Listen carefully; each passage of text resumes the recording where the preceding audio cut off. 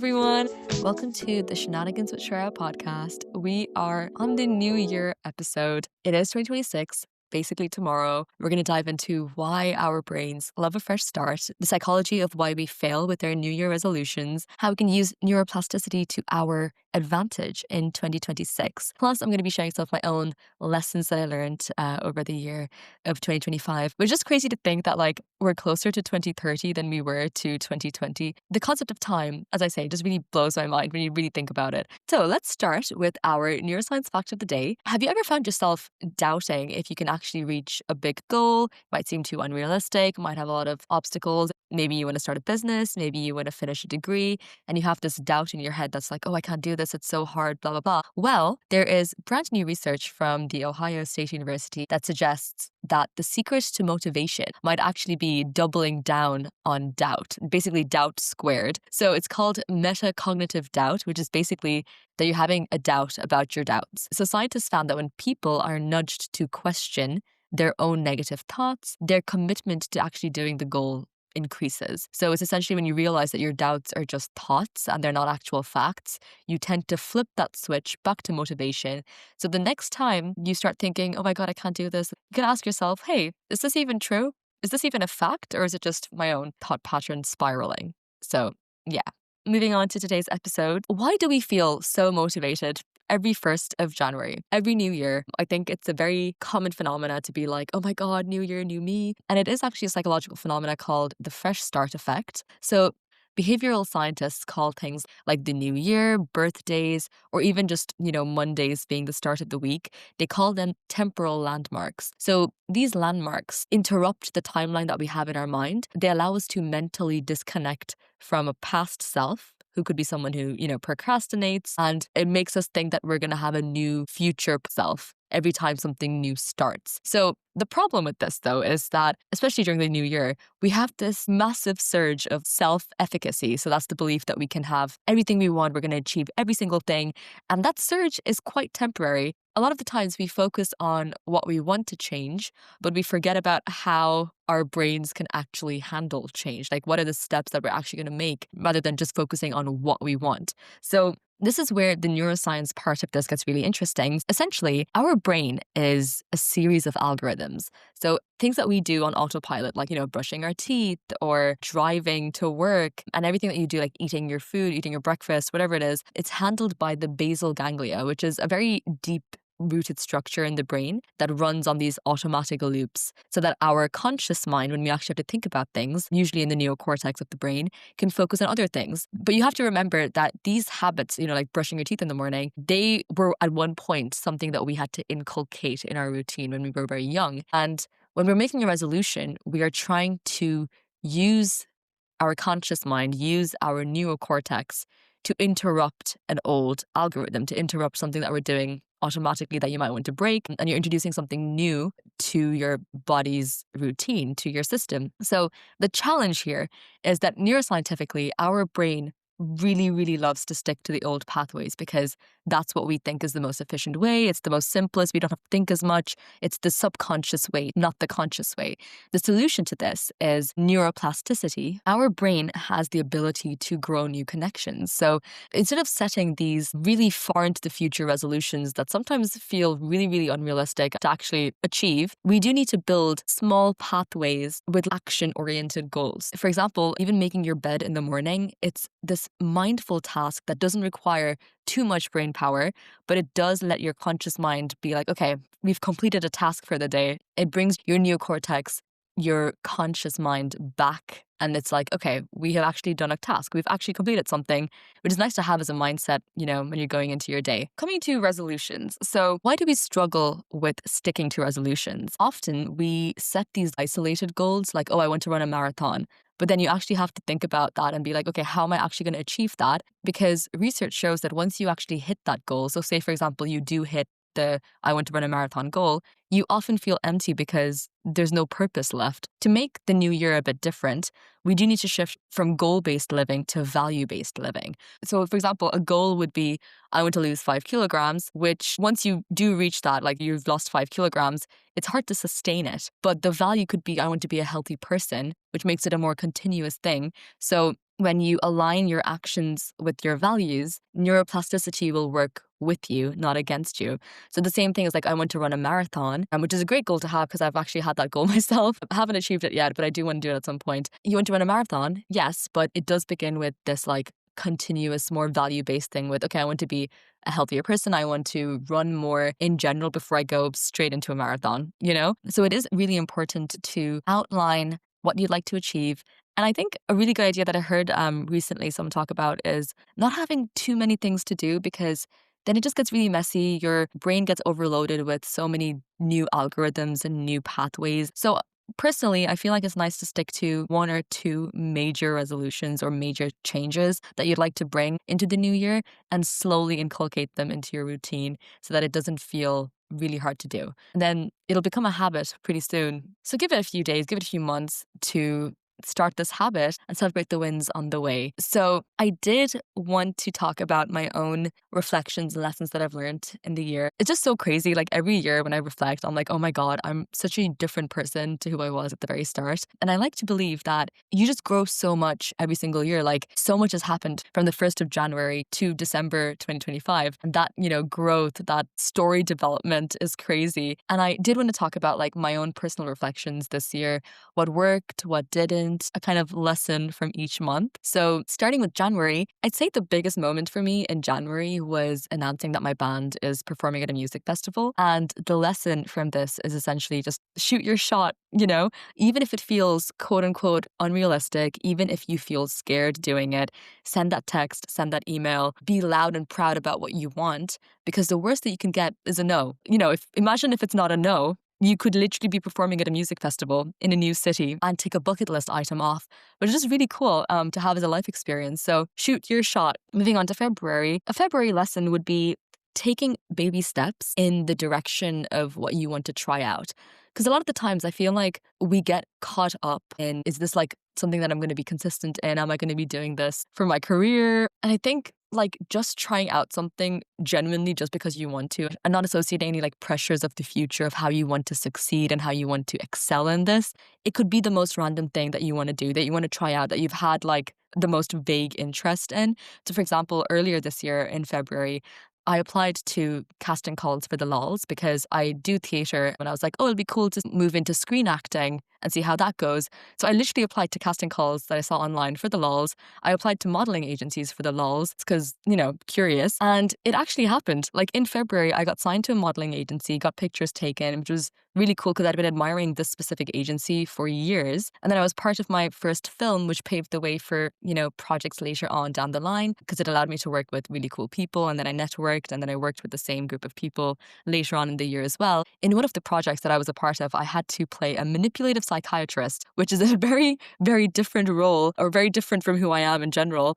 But it was just so much fun. And I think if it's something you want to try out, like honestly, just shoot your shot. Again, it ties in with shooting your shot, but putting effort in to actually attain the experience, because you just build a fun life experience and it doesn't really have to mean anything in 5 or 10 years, but knowing that you did what you did just for the lols. And I feel like I really like that phrase, like doing something just for the lols, because there's no pressure on it. You're just doing it because you want to, So guys, make use of your free will and just, go after what you want and just try out new things. So yeah, in March, jumped on the Dubai chocolate trend, I must admit. But to be fair, it wasn't with like the literal chocolate bars. It was more so with like the local cafes in my town were doing really fun twists on the Dubai chocolate trend. So, I had Dubai chocolate donuts and pancakes, and it was just really fun. And I think that's where I kind of got into pistachio flavored things for the rest of the year because I was heavily into pistachio. But yeah, I think something really new for me is that when I went on holidays in March, I actually went to the gym while I was on holiday. And I was like, literally, who are you? But I was making an active effort in 2025 to be as fit as I could be. I was trying to inculcate that even when I was on holiday, to have a little workout in the morning if I have access to a gym, of course, which I luckily did on this trip. So I'd say that the lesson for that mostly was just like keep eating, like eat what you want, but also keep moving so you balance that out. And also I'd say be grateful for the community that you're part of and built for yourself, and to show up for others the same way that they show up for you, because that's love, and it's beautiful to experience with that human connection. Because in March, my band Seafall essentially had our first ever headline gig, and the support that we had was just incredible. And it's one of my most favorite gigs that we've ever done because we were performing to our home crowd. We were home. It's that feeling of like wholesomeness and just genuine vibes. Those same people show up and support so many of our gigs. Most of them actually they've shown up at. And we just love them so much. So yeah, like foster your community, foster the friendships, go out of your way because it's so important. And the way that I did this personally was one of my bandmates went to this like gaming club called Nerd Club where they play like board games and card games. It's become a weekly staple for myself and my brother where every Tuesday, if I'm ever in my hometown, we will go to Nerd Club. We'll play board games and chit chat. And it's just really wonderful. And I highly recommend finding something that's within your interests, like some sort of club in your town, in your city, where you know you can meet people and you can make friends with like similar interests to you, which is just lovely. Moving on to April, number one thing in capital letters, go to the gigs alone. Go to those concerts alone. Like I can't emphasize this enough because most of the gigs that I've gone to, I've actually gone alone because I feel like I'm not going to miss out seeing my favorite artists live just because I don't have anyone else to go with. You know, and I feel like it's such a fun time anyways. I love going to gigs. I feel really inspired. And in April, I went to two gigs. One was Mark Amber and the other one was Phineas. And I must say, Mark Amber's gig is probably the most favorite one I've ever been to because it was so wholesome. And I actually ended up meeting the guy, which came as a surprise to the people around me because we didn't know that like Soundcheck would include a meet and greet with him. I think it was something that the team just decided to do, and it was really sweet. And there's something about going to a smaller artist's gigs, like an upcoming artist who has just, you know, gotten his big song. Like you could see how he's so grateful for where he is. He couldn't believe that he was on tour and the people actually like know who he is. It's lovely to see artists really care and be present in their journey like that. And I did chit chat with him for a little bit and I asked him for like music advice and he told me to be consistent. So in whatever you're doing, like be consistent and it'll pay off. And then I went home and I actually like wanted to see how long he'd been posting online for. And he genuinely had been posting since like around 2020-ish. And it has taken years of hard work and consistent posting to get him to where he is now, to have like an audience that would listen to the song You and Me Belong Together. Like, yeah, pick something you want to do and be consistent with it. And I think it's important to give the thing that you want to do time. So you can't expect to have results in like 3 months. You know what I mean? Like give it a year, give it some time, because no matter how small, you will make progress. Even if it's like the tiniest baby step, you'll make more progress than if you hadn't started at all. So yeah, another lesson from April would be that especially when it's summer, eat all the ice cream and then go on picnics with your friends because it's always the best vibe. And if you are an avid journaler, which is probably not a word, but if you do journal a lot like I do, I highly recommend getting a remarkable paper tablet. So essentially I was gifted this because I go through way too many physical journals. Like it's going to the point where it's almost one entire journal in a month. I wanted to really reduce my environmental impact. I have a massive box of just my journals. And in my head, I was like, I'm going to be journaling my entire life. Like I would have walls of just journals. And I don't think that's like sustainable in the long run. So remarkable paper tablet really is the way to go. So it's essentially like writing on a notebook with a ton of storage. You can make folders with different months and years. And it's just a really nice way to take notes or journal by hand because it does have a digital pen that's specifically made for the remarkable tablet. You don't have to think about like filling up pages and pages of a physical notebook and then having to keep that somewhere. It's like if Kindle was a tablet that you could write on, you know, really nice. I highly recommend. But yeah, moving on to May, I wanted to reflect on really meaningful friendships to me because there are people in life where it literally does not matter like where you are, what you're doing, as long as you're hanging out, it does wonders for your energy levels and your mental health. And I think it's really important to keep those people close and, you know, check in with them often, hang out with them often. Like if you don't live in the same city, you could treat it like a long distance relationship and make the time to see each other frequently. Also, a way that my best friend and I have managed to keep up to date with each other's lives, despite being countries apart, we have a thing that we call a WhatsApp podcast where we send each other updates on a monthly basis and a turn by turn basis. So it's like, you know, I'll send like loads of voice notes to her and then she'll listen to it and then she'll send like replies and back and forth. And that kind of back and forth keeps us in the loop of each other's lives and we're just yapping to each other and it's really nice. And I think closely related to that would be being open to the people that you're talking to. So for example, my best friend and I were in a museum and this girl came up to us and she asked us about like the museum timings because the museum was going to close and we were leaving and she wanted to see if she'd have the time to go in. But anyways, that conversation could have very well ended there, you know? But the person we were talking to was also quite receptive and friendly. So we just ended up talking about like, you know, what we're doing, where we're visiting from. And then she mentioned how it's like her first time in Europe because she's from Egypt. It was just honest communication and it felt so good, guys. Like having really beautiful interactions with human beings, with strangers, makes you feel so alive. And we ended up taking like a picture together and exchanged Instagrams. And she essentially invited us over to Egypt and promised that she'd show us around. And it was just a really cute, wholesome interaction. And I kind of reflected on that and I was like, I've had similar experiences happen to me for quite a few years actually. I met a professor from Australia who was in Kilkenny solo traveling and she really loved the interaction that she had with my group of friends. And she literally gave us her email and phone number and she was like, if you're ever in Australia, you know who to call. And recently I've had breakthroughs with lecturers at my university, one of whom is actually known to be quite awkward to talk to. But we ended up having a great conversation. And I feel like it's all about being receptive and gearing the conversation so that both parties feel included and, you know, setting the stage to be open to having human connection because it's just wonderful and it makes you feel alive and I can't recommend it enough. Now coming to lessons from June. So when you travel somewhere, I do think it's important to know the basic phrases in that language and if you can learn a bit more as well, it would be great because it'll make you feel more connected to the place because you'll understand the nuances that you may not have otherwise and the people who live there will appreciate you actually making an effort to talk in their language. Also, if you love eating food like I do, I would highly recommend centralizing food on your trips. So, you know, making an effort to see what culinary experiences the place that you're visiting offers and checking them out. My best friend and I actually joke about this because we end up just like revolving it around food. So everything comes down to, okay, where is the best food that we can get? How aesthetic can we get it? And just having a great time. Because as I mentioned before, it's like it's all about the company.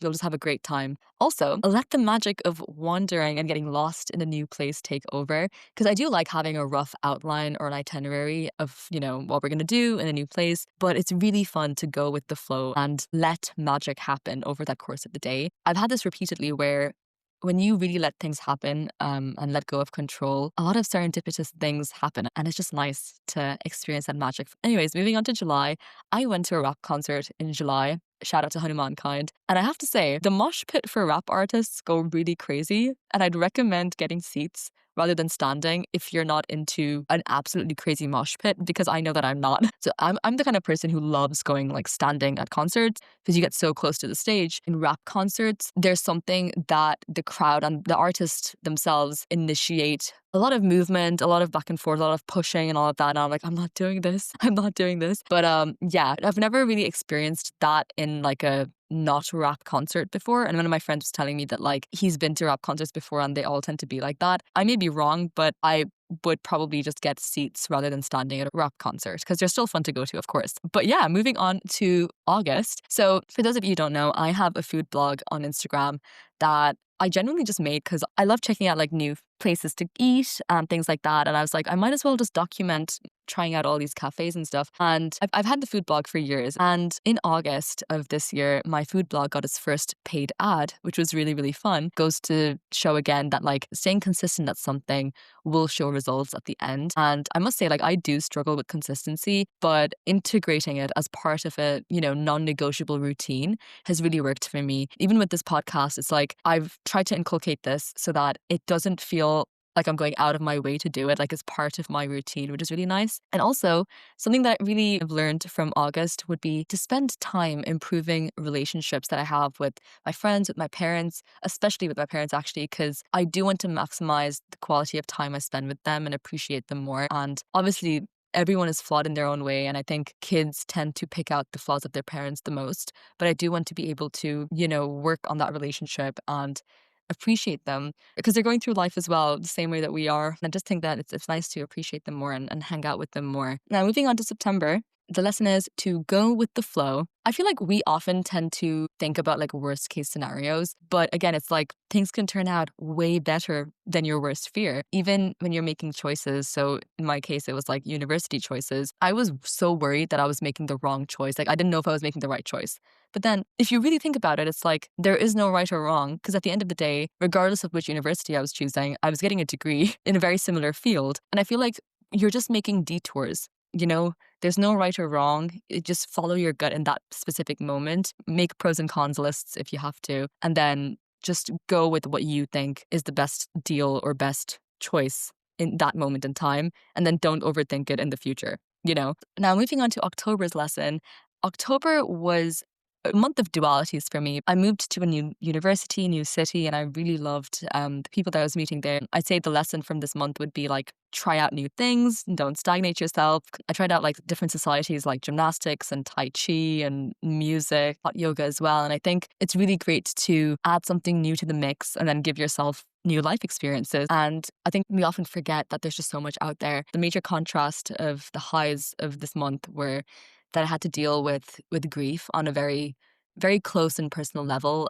I realized that like I accepted it very quickly, and I know grief is a very personal experience, but something that really helps me is that I like to believe that someone who's passed away is always with us. We just can't see them, and that we were so lucky to experience the light of the person and the people that our paths have managed to cross with, because it is really beautiful when we meet people and they become part of our lives. The universal coincidence that our paths crossed to begin with, it does cause so much emotional pain when they're gone from your life then in unexpected ways, the way that life is. But again, we're just so lucky that we get to experience the time that we had with them. When this person passed away and I had to kind of deal with that, it kind of it reiterated that life's so unpredictable. And because this particular situation was the first time that I was dealing with grief on a very close and personal level, it just made me realize again, like life is so unpredictable. I want to care heavily about like everything and everyone in my life and show up as the best version of myself that I can, while carrying,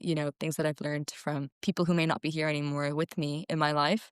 And I think just like being aware that don't say you're going to put something off for later, because life is unpredictable. So just say what you want now, do what you want now, live whatever this present moment has now. And I'm going to be honest, like living it to the max might not be possible every single day, but a small moment of magic, having a moment as small as it can be, seeing the sun, going out on a walk, fresh air, and you bump into someone that you haven't seen in years could mean something. Getting yourself a pastry just because you wanted to. It doesn't have to be these big gestures. It could be, but it doesn't have to be. But adding that to your life, adding a little bit of flair and magic to your life. And yeah, I think being honest and saying what you want to the people around you, because life is too short. Now, moving on to November, I highly recommend going on adventures with your friends spontaneously. My favorite version of this year was kind of after a lecture, my friends and I would go into town, try out a new cafe or a restaurant, have, lunch together, just hang out. It's really nice to just vibe.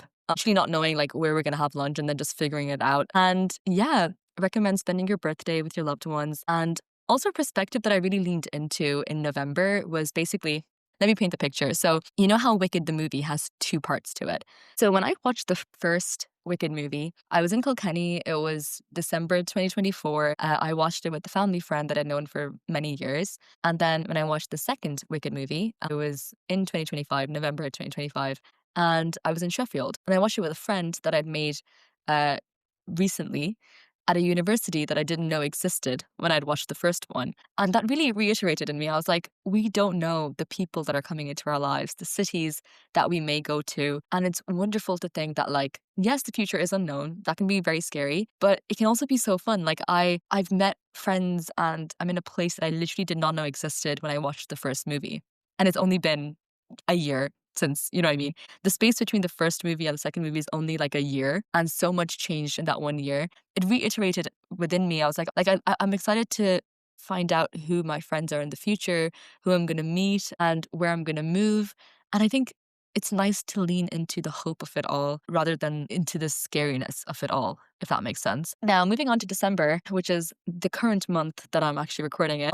So December felt a bit funky, not gonna lie, on the friend front, because it was a really, really fun month. Like I loved the experiences that I've had in this month, but there were a few lessons that I've I've learned and I kind of internalized and I wanted to talk about. So observe human behavior and let actions match words. If something feels confusing, step away from it and the situation will clarify itself. So don't get too bogged down in specificities. Some things may not turn out the way you want to because we don't control people, we don't control situations, and you can be disappointed. But then don't let that define you or your mindset or your vibe for a prolonged period of time. Also, an interesting one that I kind of thought about was sometimes you think you're close to someone, but the reality is that you're not, or that you feel like they're actively drifting away from you. So the best thing I think to do in that situation is to verbalize it and keep showing up as your authentic and genuine self, but put your energy or redirect your energy to people who have repeatedly reciprocated and shown up in the way that you have. So you're essentially redirecting that care and that love to people who make you feel good, who make you bring out the best part of yourself, not the anxious or confused part. Now, this is to say, I do not condone being cold to people because that's just not who I am. And I feel like going out of your way to be passive aggressive and cold to someone is such a low vibe state to be in, and you don't want to be there. So I think genuinely just still being yourself, as authentic, as warm as you can be. So you're redirecting your energy so you don't give it to people or areas in your life that are draining it, that cause you so much overthinking. Your gut knows best. Follow your gut and the vibe that you want to stay in. And I do want to talk a little bit about the space between Christmas and New Year's because it is the best. Like just bed rot, meet your friends, eat a shit ton of food, throw all the routines out the window and watch a ridiculous amount of movies, which by the way, I finally watched K-pop Demon Hunters because I feel like it was the movie of 2025. And it's actually so good. Like I absolutely loved it. I was like, oh my God, I've not watched this all year. What the heck? But yeah, anyways, just enjoy the break in whatever capacity you can and gear up for the new year. It's nice to think of a new year like a new season, a new chapter in the book of your life. And you can let go of what you don't want to bring into the new year and then keep writing down, thoughts and ideas. You have what you do want to bring into the new year. So yeah, to recap, doubt your doubts. They aren't facts. Use temporal landmarks. So if you've missed January 1st, you can always use the next Monday as a fresh start. And values over goals. So focus on the person that you want to be routine-wise rather than just tasks that you need to finish without having like an actual action plan to finish the tasks. So yeah, thank you so much for tuning into this episode of Shenanigans with Shreya. I've linked all the resources in the description below. 2025 is the year that we launched our podcast, and the support has been so lovely. Thank you so much, and I'll see you in the next one. Super excited to see where this chapter brings us. So yeah, Happy New Year, guys. Bye.